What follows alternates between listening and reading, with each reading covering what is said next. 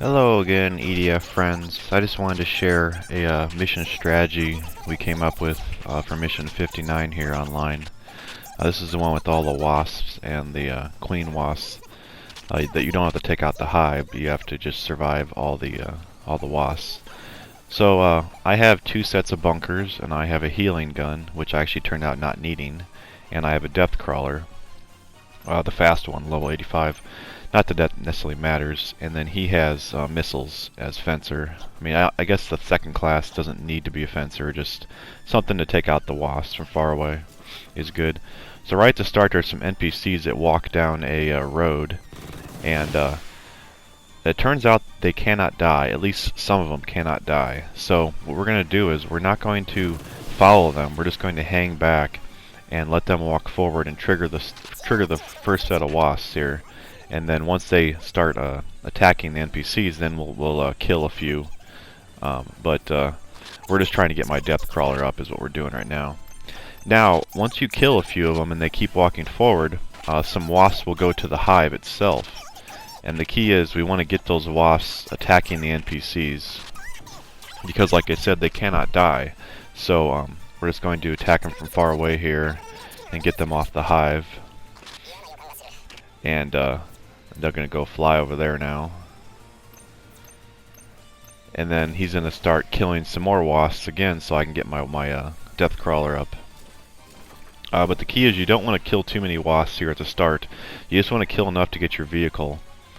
And you want to kill enough to where there'd be two waves that come towards the hive. So once the second wave comes to the hive, then we can pull them to the NPCs, and then we can continue to the next step. So we actually happen to have one enemy come after us, but that's pretty rare since you're so far away. Alright, so now he's going to kill a few more so I can get my depth crawler out. And then we're going to watch the hive and see if any more enemies come after the hive. There's one there hanging out in the hive. We're going to probably try and kill, or at least get it over to the NPCs. There it goes, the missiles are coming in.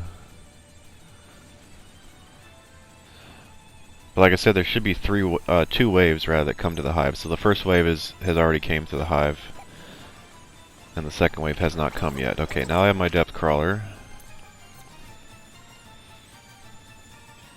And what I'm ultimately going to be doing is I'm going to be going to the top of that hive. And the reason I'm not using a helicopter is because it turns out they don't want you, I guess, to fly up there. So the helicopter will not fly more than, I don't know, 1/3 from the top height. So it doesn't work because you can't get high enough to get up there. I did get up there once. I was pretty lucky, but it wasn't too consistent. So depth crawler seems better. Okay, now I believe another wave is going to come to the hive here, and then we're going to have to go back and kill and pull them to the NPCs, because we were wondering if the second wave is coming, and here it comes now. Okay, so now we're going to go back and pull those to the NPCs as well. You don't have to move forward to trigger that, but it's just we were wondering if that was the second or the first wave. So it turned out that was just the first wave. So we just had to kill one or two more, and then the second wave would have came to the hive. So ultimately, you just want to make sure that there's no enemies on the hive so you can get up there safely. So like I said, as long as you don't kill too many, there should just be two waves of wasps that go to the hive, and that's it. And as long as you don't kill any more after that, nothing else will come. So now it's safe to go over there. And yeah, it is faster to slide, unfortunately, so I wish you could slide forward.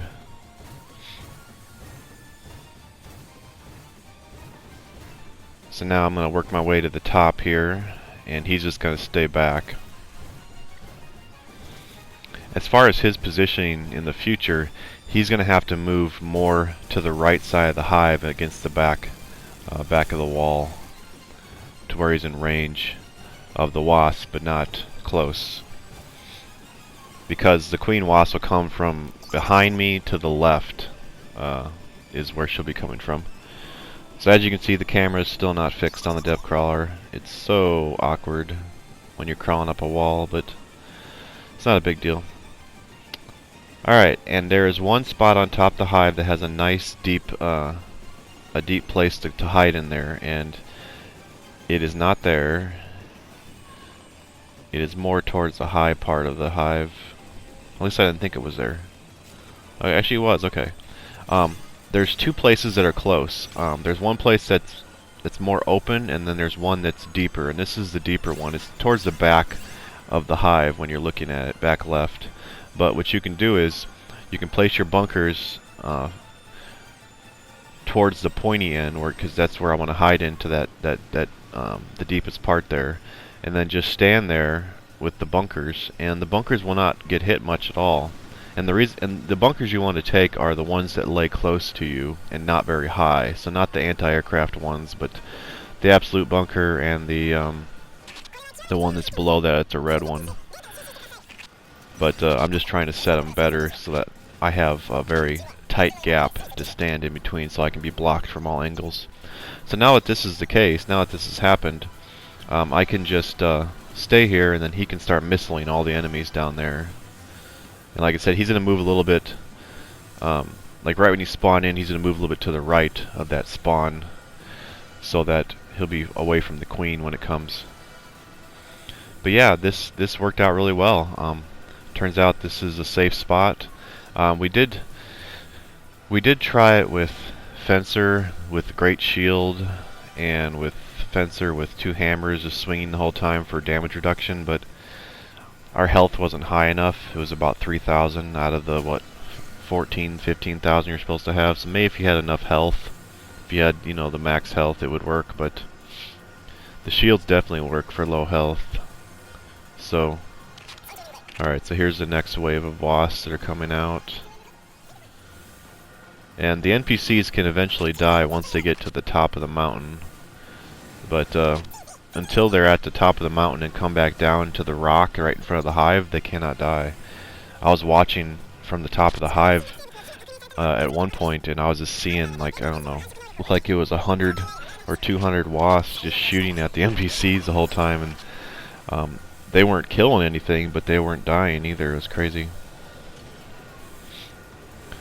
I'm just throwing my vehicle. I don't need to, but I just figured maybe if it lands on top of me, it'd be more cover, but it wouldn't last very long, of course. So, once you kill enough wasps, there's going to be a big phase of wasps that pour out of the hive, and since, of course, I'm up here, they'll come after me, well, so he can missile from far away. So now we're just going to... I think once you kill this last one, the next thing should come out. The next wave, yeah, here they come, now they're pouring out. But I actually don't have to reload my bunkers. I actually didn't need more than one set this particular run, so that was good to know. I mean, when the queen came out, it was kind of hard to see because I think there's 3 queens on Inferno.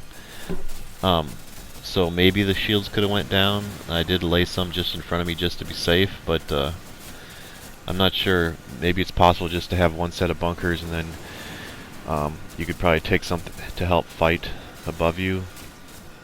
The only thing I can think of is the strafe plan isn't the greatest because the wasps are above me and they're trying to attack me. The strafe plane don't go high enough, so maybe that air raid that calls down like a machine gun fire would be safe to call on yourself.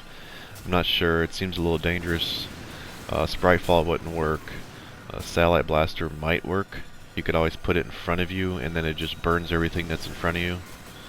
But I'm not sure what would be the best. Here's some more, and they're pretty much all on me. He does get attacked by a couple, 2 or 3, but that's because he was a little bit closer than he needed to be. But other than that, he's pretty safe over there. They're to the left because they're attacking the NPCs, but once that's done, they come after me. But yeah, then you just survive it out here. There'll be another wave, I think, of big ones, a big wave of wasps, and then there'll be 3 queens that come after me. And it'll be hard to see at that point because there'll be such large needles coming through, but like I said, as long as you, with the shield setup, as long as you have it so that you have time to mess around with it, because you're not, as long as you don't kill any more wasps, you can stay up there almost indefinitely, just testing your shields. But you just want to place them so that there's like 2 behind you, 2 in front of you, or maybe 3 in front of you, 1 behind you, and you could stand in between at least between 2 of them rather. So that's kind of important, because they can hit you from behind a little bit if you're not in between the shields. So this is where I placed the other shields, because I wanted to reload my original ones, but I decided, you know, the way I placed them wasn't good, so I'm just going to go back and reload them. And by then, I think the queens came in, so I couldn't do anything. I was thinking maybe you could throw some Zexar guns through the hole and maybe it'd help attack, but it's not really a big deal to do that to help out. But anyway, yeah, this is a strategy we thought would be interesting to share with you guys. It worked out, and if you have low health especially, I think it's pretty good. But just something fun to do. Here comes the queen, so it's really hard to see now, but I don't really get hit. So I do shoot a beacon, but I don't need to. I would have died anyway if I got hit, so didn't really need beacon guns. But yeah, once again, thanks for watching, and hope to see you on the next video.